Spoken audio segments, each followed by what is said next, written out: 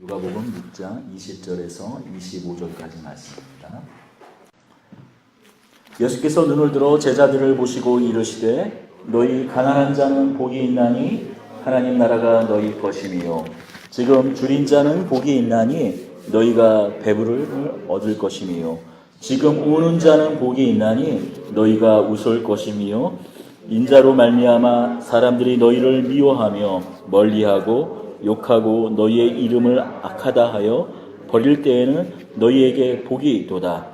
그날에는 기뻐하고 뛰놀라 하늘에서 너희 상이 큼이라. 그들의 조상들이 선지자들에게 이와 같이 하였느니라. 그러나 화 있을진저 너희 부요한 자여 너희는 너희 위로를 이미 받았도다.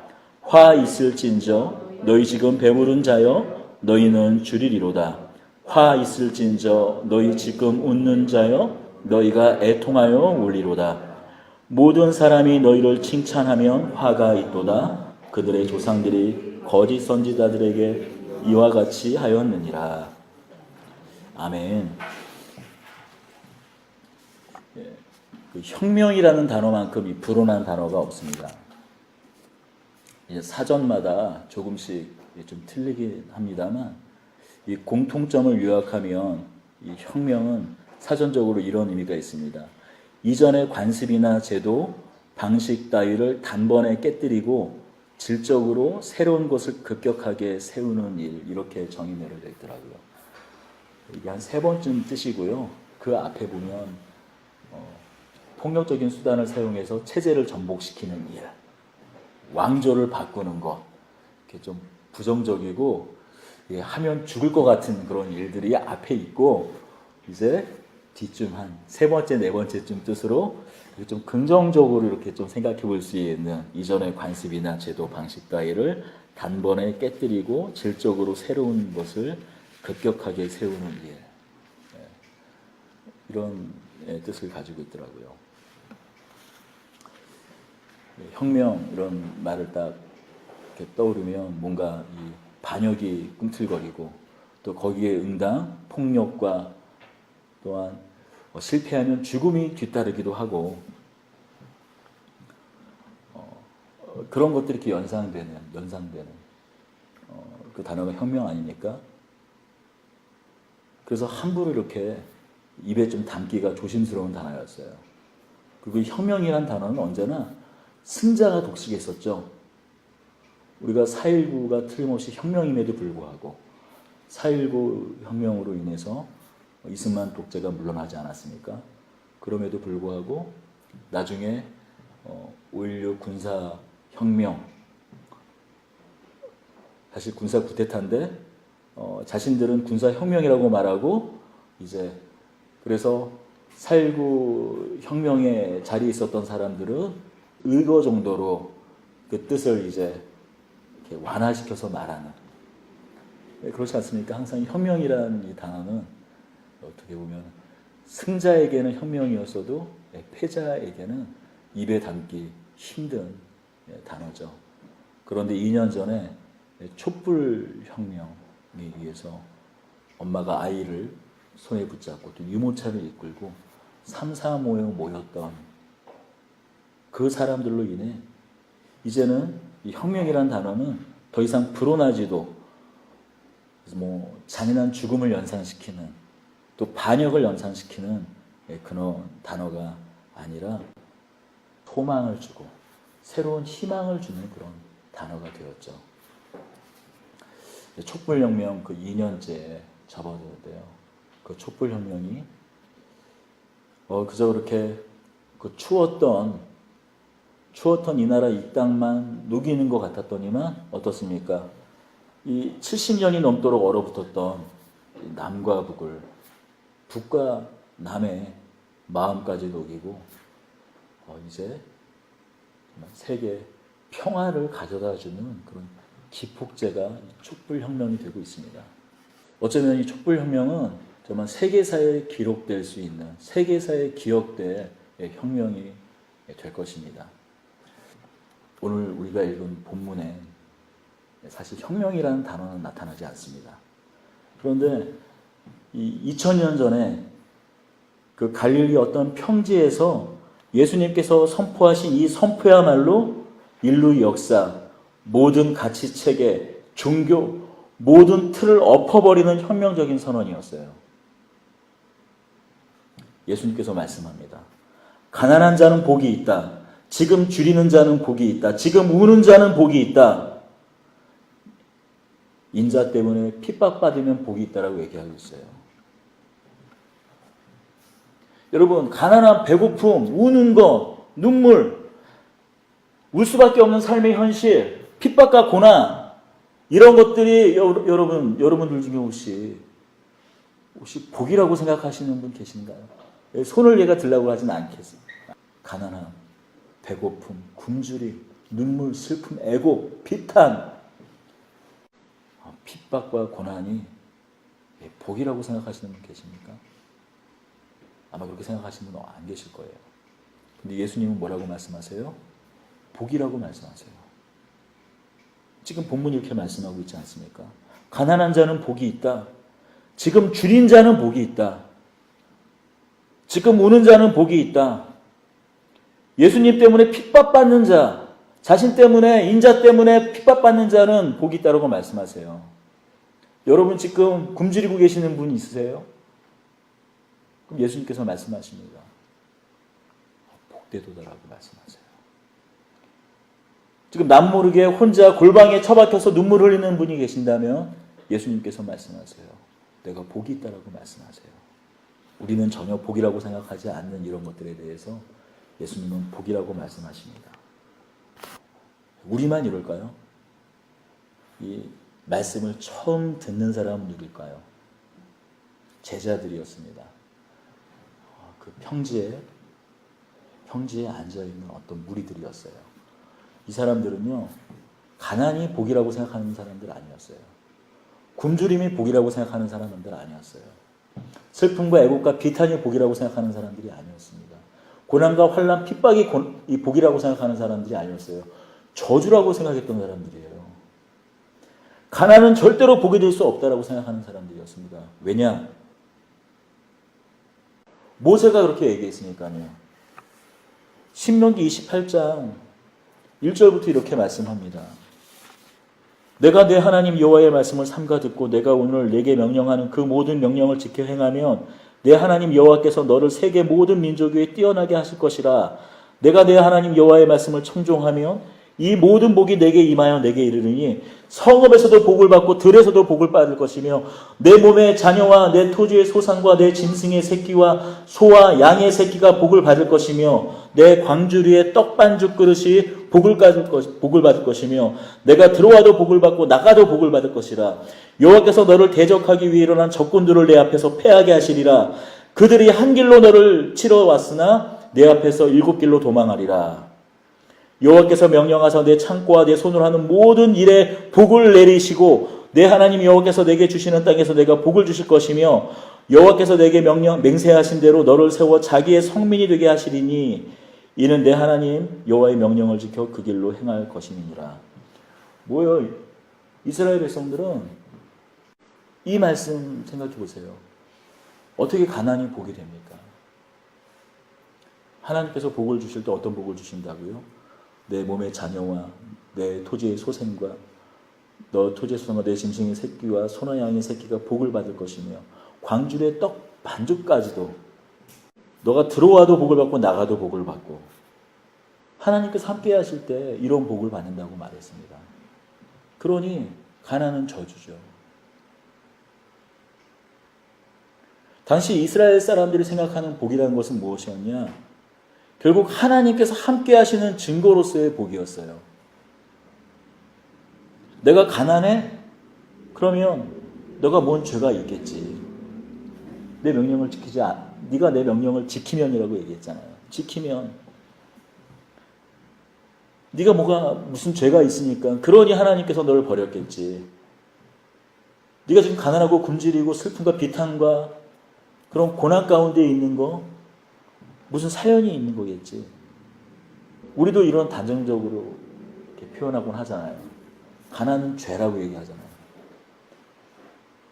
가난이 어떻게 하다 보니까 생긴 어떤 그런 게 아니라 가난은 죄라고 얘기하잖아요. 우리도. 이스라엘 백성들뿐입니까? 가난은 죄라고 얘기하잖아요. 제가 어떤 특정한 교단을 갖다가 이렇게 놓고 얘기하는 것은 아닙니다. 사실 특정한 교단뿐만이 아니라 사실 우리 안에도 똑같은 그런 생각들이 있기 때문에 어떤 생각인가? 그냥 구체적으로 그냥 그 교단을 얘기를 할게요. 그냥 순복음 교회가 그래요. 순복음 교회가 추구하는 이 삼박자가 뭐예요? 요한 그 일서에 있는 말씀같이 삼박자 축복. 너의 영혼이 잘된과 같이 너가 범사에 잘 될 것이다. 또 내가 강건할 것이다라는 건 아니에요. 영혼이 잘 되고 범사에 잘 되고 건강하고 삼박자 축복 아니에요. 열심히 헌신하고 하나님께 충성하고 기도하며 성령 충만 받으며 이 삼박자로 축복이 임한다라는 거 아니에요. 그런데 어떻게 해요, 우리가 순복음 교회에서 그런 신앙을 가지면서 막 헌신하고 뜨겁게 기도하고 방언하고. 여러분 오해하지 마십시오. 저도 방언을 합니다. 저 어렸을 때 비록 장로교에서 자랐지만 금요 심야 기도를 한다. 그러면 심야가 아니죠. 철야를 해요. 전도사님의 강대상 앞에 옆에서 담임 목사님을 기도하고 옆에서 북을 치면서 기도를 하던, 피아노도 없이 생손으로 박수 치면서 기도하는 그런 교회에서 자랐어요. 말이 장로교지 순복음 교회였죠. 그런 교회이기 때문에 제 안에 칼라도 사실 그런 칼라예요. 그래서 순복음 교회의 어떤 뜨거운 칼라. 예수님께서도 말씀하셨잖아요. 너희가 뜨겁든지 차든지 하라. 미지근하면 뱉어버린다고 하셨잖아요. 그래서 순복음 그 칼라에 대해서, 그런 신앙세체에 대해서 전혀 저는 터부시하지 않습니다. 근데 제가 말하는 사실은 무엇인가? 우리가 그렇다면 그렇게 헌신과 뜨거운 열정과 기도를 가지고 있으면 삼박자 축복을 받던가요? 영혼이 잘 되고 범사가 잘 되고 또 육체도 건강한, 하나님을 잘 섬기면서 평생 담배 한 갑이 안 펴는데 폐암에 걸리는 사람은 도대체 뭐가 되냐고요. 이런 일들이 우리 삶 가운데, 우리 신앙 가운데 있는 것이 현실 아닙니까? 정말 하나님 앞에 자신의 모든 물질을 헌신하여 드리고, 그랬지만 또 사업에 실패하는 경우도 있잖아요. 저도 몰랐던 사실을 우연히 알게 됐는데, 순복음교회에서 이렇게 신앙생활을 오래 하셨던 분들이 하셨던 어떤 한 분이 이런 말씀을 하시더라고요. 그런 어려움을 겪는 분들이 갑자기 사라진다라는 거예요. 자기 삶에서 일어나는 현실이 해결이 되지를 않는 거예요. 왜냐하면 그들의 신앙으로는 성령 충만 받으면 병이 없어야 되거든요. 적어도 병이 있을 수는 없는 거예요. 열심히 신앙생활을 하는데 성령 충만 받아서 하나님의 은혜가 충만한데 어떻게 병이 있을 수 있어요? 어떻게 사업이 망할 수가 있어요? 자기 스스로도 그것이 해결이 되지 않고 남들 또한 따가운 시선으로 바라보는 거예요. 마치 욥의 세 친구처럼 쳐다보는 것입니다. 내가 무슨 죄가 있으니까 그런 일을 당했지. 그런 질병을 얻었지. 그런 고난을 겪는 거지. 그런 실패를 겪는 거지 하며 따가운 시선을 보낸다는 것입니다. 욥이 어땠습니까? 욥기 2장에 보면 세 친구가 나타나죠. 엘리바스, 빌다, 소발이 등장합니다. 그리고 37장까지 2장부터 시작해서 욥기 37장까지 욥을 괴롭혀요. 뭐라고 괴롭히냐? 순서를 번갈아 가면서 너한테 그런 고난이 있는 게 그냥 생겼겠냐? 잘 생각해봐. 내가 하나님 앞에 죄를 졌어. 버전을 달리해서, 표현을 달리해서 욥기 한번 읽어보세요. 레위기가 읽기 힘들다고요? 레위기 읽기 있는 거에 곱하기 100이에요. 어떻게 이렇게 다양한, 건 사실 이스라엘 사람들의 문학적인 양식과 표현이 엄청나게, 인도 사람들은 저리 가라예요. 어떻게 너한테 무슨 잘못이 있으니까 그런 일이 생겼지, 이 인과응보 이걸 갖다가 35장에 걸쳐서 각각 다른 표현과 방식으로 하여 미치는 거죠. 욥이 정말 미치려고 했습니다. 감사하게도 하나님이 그에게 나타나셨잖아요. 오늘날 우리 교회에서도 이런 일이 나타나죠. 사무엘의 어머니 한나는 어떻습니까? 자신의 남편 엘가나에게 첩이 있었어요. 왜 첩이 있었을까요? 자신의 남편 엘가나는 레위인임에도 불구하고 왜 첩이 있었나요? 한나가 아이를 낳지 못했어요. 그래서 첩이 있었죠. 그 첩이 자신을 괴롭힐 때마다, 자신의 마음을 격동시킬 때마다 남편이 위로합니다. 야, 자식이 무슨 소용이냐? 내가 너를 이렇게 사랑하는데, 당신 이렇게 사랑하는데 10아들보다 내가 이렇게 사랑하는 게 낫지 않느냐? 그런 위로를 했습니다. 그런데 그것이 위로가 됐을까요? 아니요, 전혀 위로가 되지 않았어요. 왜냐고요?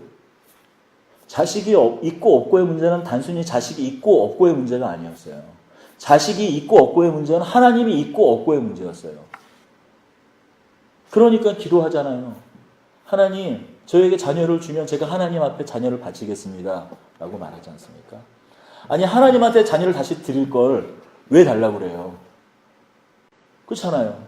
자기가 키우지도 못할 걸, 나중에 그 자식을 부양하지도 못할 걸, 자녀가 자라면서, 장성하면서, 소소하게 느끼는 그런 즐거움을 누리지도 못할 걸 왜 달라고 그래요? 다시 하나님한테 드릴 걸. 그리고 실제로 그가 사무엘을 얻었을 때 젖된 후에 4살이 지나가지고 어떻게 해요? 어떻게 합니까? 엘리제 선장에게 보내지 않습니까? 약속대로. 왜요? 자식이 있고 없고의 문제는 단순히 자식이 있고 없고의 문제가 아니라 하나님이 나와 함께 하시는가, 함께 하지 않는가. 내가 하나님 앞에 복된 사람인가, 아니면 저주를 받은 사람인가의 증거였기 때문이죠. 한나는 나에게 하나님께서 함께 하시는 것, 그것만 알면, 그것만 확인할 수 있으면 된다는 거예요. 욥과 한나에게 있어서 결국 중요한 것은 무엇이었습니까? 하나님이었습니다. 하나님이 나와 함께 계시냐? 하나님의 인도를 내가 지금 받고 있는가? 하나님의 다스림을 받고 있는가? 이스라엘 백성들은 당시에 이렇게 생각했어요. 부유함, 즐거움, 이런 모든 것들은 하나님께서 함께 하시는 증거라고 생각했어요. 그 신명기 말씀과 같이요. 그러니 가난, 슬픔, 질병, 환난, 고난, 이것은 저주였습니다. 그런데 예수님께서 말씀하십니다. 가난한 자에게는 복이 있다. 줄인 자에게는 복이 있다. 우는 자에게는 복이 있다. 핍박받는 자는 복이 있다라고 말씀하세요. 여러분, 이거는 아주 혁명적인 말씀인 거예요.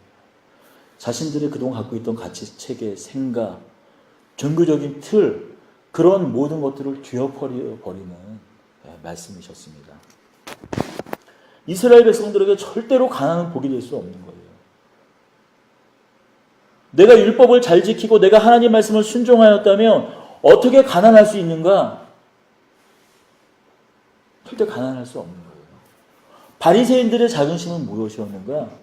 그들이 끊임없이 그렇게 하나님 율법에 순종하고 금식하고 그들이 경건하고 했던 이유는 무엇인가? 그렇게 현실적으로 받아 누리는 복 때문이었어요. 가난한 자들을 멸시했었어요. 바리새인들이 존경받았던 것은 그들이 가진 그들의 열심에 율법에 열심이 있었고 그들의 경건함, 그들 가치 기준으로 경건함 때문이겠지만 그들이 부유한 자들이기 때문이에요. 우리가 말하는 흔히 그 중상층 그런 이상의 사람들이었다는 것이죠. 당시 이 예수님의 발치에 앉아있던 그 사람들은 바로 이 세계관의 지배를 받던 사람들입니다. 예수님의 이 말씀은 가난한 자에게도 복이 있다, 이 선언은 복의 혁명, 축복의 혁명이었어요. 그동안 축복과 저주의 세계관을 한 번에 뒤집어 버리는 것이었습니다.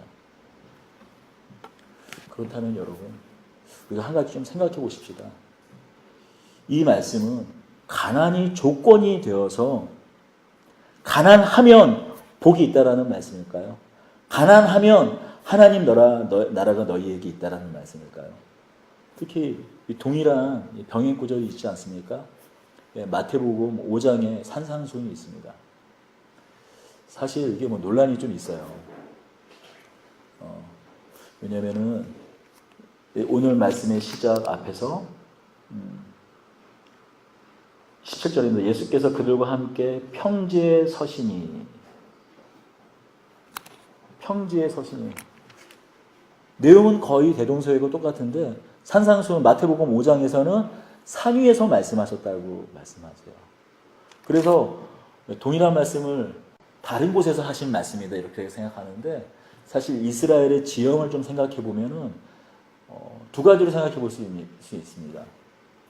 같은 곳에서 말씀하신 것이고 같은 말씀을 여러 곳에서 하신 말씀이죠. 먼저 같은 곳에서 말씀하셨다. 이스라엘 같은 경우에 구릉지가 많아요. 구릉지. 산 같지만 산 비탈 아래 이렇게 구름같이 아예 밑에서 바라보면 산이지만 산에서 보면 꼭대기에서 보면은 내려다 보면은 평지가 되는 것이죠. 마태복음에서는 뭐라고 말합니까? 이 동일한 말씀을 심령이 가난한 자는 복이 있나니 천국이 저희 것이며라고 말하고 있습니다. 가난함이 조건이 되어서 천국이 주어진다는 말씀인 거예요. 너희가 가난하면. 우리가 잘못하면 이 말씀을 읽을 때 단순히 이렇게 생각할 수 있어요. 가난, 주림, 환난 이것이 조건이 되어서 하나님 나라를 누리고 복되다. 복이 된다. 너희가 가난하면 복되고 배고프면 복되고 핍박받으면 복이다. 라고 앞에 있는 것들이 조건이 되어서 가난하면 배고프면 오늘 말씀을 생각해보면 이렇게 생각할 수가 있습니다. 그런데 좀 더 본문을 살펴보면 너희 가난한 자는 복이 있나니 하나님의 나라가 너희 것이며 근데 이 번역에서는 그 뉘앙스가 다 이렇게 번역이 되지 않은 것 같아요. 원문을 직역하면 너희 가난한 자는 복이 있다. 왜냐? 하나님 나라가 너희 것이기 때문이다. 다시 한번 그 직역한 것을 도움을 받아 다시 한번 좀 생각해 보면 너희에게 하나님 나라가 있기 때문에 너희 가난이 복이 된다라는 말씀이에요. 너희 가난한 자는 복이 있다. 뒤에 하나님 나라와 이 사이에 호티라는 단어가 있습니다. 왜냐하면 가난이 조건이 아니고 하나님 나라가 너희에게 있는 것이 조건이 된다는 것입니다. 만약 가난한 것이 조건이 되고 배고픈 것이 조건이 되고 슬픔과 눈물이 조건이 된다면 예수님이 설 자리는 아무 데도 없는 것이죠. 예수님께서 거기 가난한 자의 자리에 서 계시기 때문에 복이 되는 것이라는 얘기죠. 가난했기 때문에 심령이 하나님을 향한 간절한 마음으로 하나님을 바라봤기 때문에 예수님께서 그 자리에 함께 계셔서 가난한 자가 복될 수가 있다는 것이죠. 반면에 부자들에게는 화가 있을 것이라고 말합니다.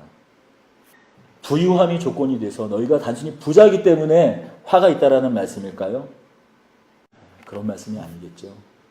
너희의 그 부유함 때문에 너희 그 마음 가운데 하나님의 나라가 설 자리가 없다는 것입니다. 예수님의 나라가 설 자리가 없다는 것입니다. 예수님이 서 계실 자리가 없다는 것이죠.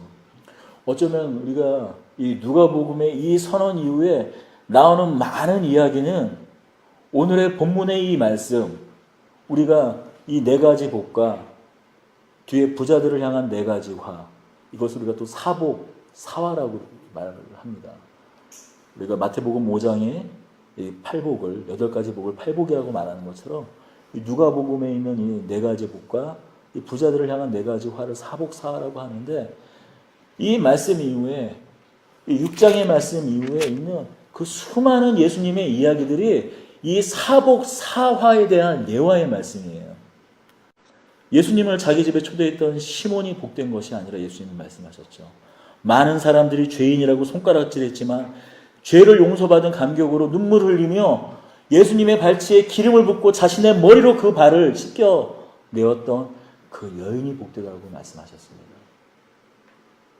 풍년으로 곡식을 저장할 곳이 없어서 새로운 창고를 여러 채 짓고 안심하였던 그 부자가 복된 것이 아니라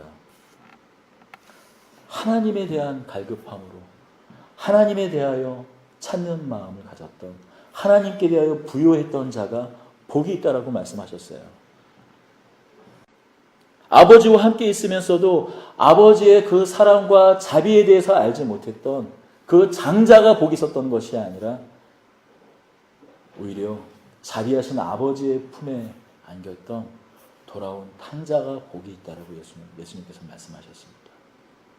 근데 자신의 재산을 포기하지 못했던 부자 청년이 복된 것이 아니라 자신의 죄를 고백하며 자신의 모든 재산을 다 내어놓았던 세리 삭개오가 복이 있었죠. 누가복음은 내내 그 이야기를 하고 있습니다. 과연 우리가 가진 복이 무엇인가 하는 거죠. 우리가 가진 복이 무엇인가. 여러분, 이 말씀과 같이 우리는 여전히 신앙생활을 하면서도 세상의 모든 가치 체계를 정복시키는 이런 예수 그리스도의 축복관이 아니라 정말 복이 무엇인가 하는 참다운 복에 대한 가치를 갖고 있지 못하고 여전히 세상이 말하고 있는 복, 다만 그것에 우리가 계속 빠져 있는 것은 아닌가 싶습니다. 우리의 신앙마저도 어떻게 해요? 세상의 가치, 세상의 복을 추구하고 또 그것을 얻기 위한 수단으로 우리가 우리의 믿음을 전락시킨 것 아닌가 싶습니다. 이러한 복이 우리 가진 복의 전부인가, 전부인 것처럼 살아가는 우리들이 아닌가 한번 오늘 본문을 통해서 우리가 한번 생각해 봐야 합니다. 오늘 우리가 읽지는 않았지만 그래서 예수님께서 말씀하세요. 27절입니다. 그러나 너희 듣는 자에게 이르노니 너희 원수를 사랑하며 너희를 미워하는 자를 선대하며 너희를 저주하는 자를 위하여 축복하며 너희를 모욕하는 자를 위하여 기도하라. 갑자기 원수를 사랑하라는 말로 나와요. 우리가 잘못 이해하면 그래서 마치 오늘의 본문을 같이 이렇게 생각할 수 있어요. 그러니 막 부자는 잘못된 사람들, 계층 간의 갈등이 일어나는 이유가 무엇입니까? 좌우양극단에 있는 사람들이 서로를 정죄하는 것, 원수로 여기는 것 때문 아니에요. 그런데 이렇게 혁명적으로 복에 대한 가치가, 그 가치 체계가 전복된 사람들은 누구를 정죄하거나 원수로 삼을 필요가 없다라는 거예요. 왜냐? 누구도 원한을 가질 필요가 없다라는 거예요. 내 안에 이미 하나님 나라가 있고 내 안에 예수가 이미 있기 때문에 더 이상 누군가를 정죄하고 누군가를 원수로 삼고 내가 가지지 못했던 것을 누군가 갖고 있다고 해서 질시할 필요가 없다는 거예요. 예수가 내게 주신 것으로 충분하다고 얘기하고 있는 것입니다. 박영선 목사님이 이런 말씀을 하셨어요. 한 가난한 부자가 있었다고 합니다. 그 가난한 그 부자는 가난한 부자니까 가난한 아버지와 가난한 아들이라는 거예요. 강 한쪽 이편에 살고 한 부자는 강 건너편에 살았어요. 근데 그 강 건너편에 있는 부자가 그 집이 아주 그냥 그 큰 집이 다 불타버린 거예요. 그러니까 아버지가 그 아들의 손을 꽉 잡으면서 이렇게 얘기했답니다. 야, 아들아, 우리는 얼마나 좋냐. 타버릴 재산이 아무것도 없으니 우리 얼마나 좋냐. 부자들 불쌍하지? 우리가 예수 안에서 누리고 있는 하나님 나라는 어떤 나라인가? 누군가를 정죄하고 누군가를 원수로 삼고 내가 가진 것, 내가 부자라면 그걸 못 가진 사람을 정죄하고 내가 가난하다면 그는 가졌으니까 그 가진 것을 놓고 정죄하는 그런 나라가 아니라는 것입니다. 또 그것을 정죄함으로 만족하는 나라도 아니라고 얘기하고 있어요. 모두가 그의 나라에서 만족할 수 있는, 유익을 얻을 수 있는 나라가 하나님 나라라고, 복된 나라라고. 마치 이사야서에 있는 사자와 어린 양이 함께 뛰노는 곳, 독사굴에 아이가 자신의 손을 넣어도 충분한 곳, 그래도 괜찮은 곳, 그것이 하나님 나라라고 얘기하고 있어요. 그래서 예수님께서 자신의 고향 땅에 돌아와 한 회당에서 뭐라고 말씀하셨나요? 우리가 가난하던 부하던, 가졌던 못 가졌던, 지식이 많던 많지 않았던, 그것이 우리가 하나님을 가졌느냐 못 가졌느냐의 문제가 아니라 내 가난함을 통해서 하나님을 그것이 궁극적으로 바라보게 했다면 그것이 유익이고, 내가 태어난 환경이 아니면 내가 조금 더 좋은 기회를 만나서 부유함을 얻었다면, 그래서 누군가도 넉넉함으로 베푸는 사람이 되었다면, 또 그것으로 족한 나라, 예수 안에서 그 모든 것이 합력해서 서로 섬기며 하나가 되는 나라가 바로 하나님 나라, 그 나라의 복인 것을 오늘 예수님께서 말씀하고 계십니다. 이러한 복, 이러한 은혜를 누리는 저와 여러분들이 되길 원합니다. 그리고 이것이 하나님의 꿈, 하나님의 비전이에요. 하나님께서 그의 아들 예수 그리스도를 이 땅 가운데 내려 보내실 때 꿈꾸셨던 그 꿈이 무엇인가? 사자와 어린 양이 손을 잡는 것, 독사와 아기가 손을 잡는 세상, 넉넉한 자와 넉넉하지 못한 자가 함께 그 안에서 사랑을 나누는 세상, 그런 나라야말로 복된 나라고, 하나님께서 함께 하시는 나라라고 예수님께서 말씀하고 있습니다. 우리 여기 있는 모든 사람들이 그 나라에 초청받았습니다.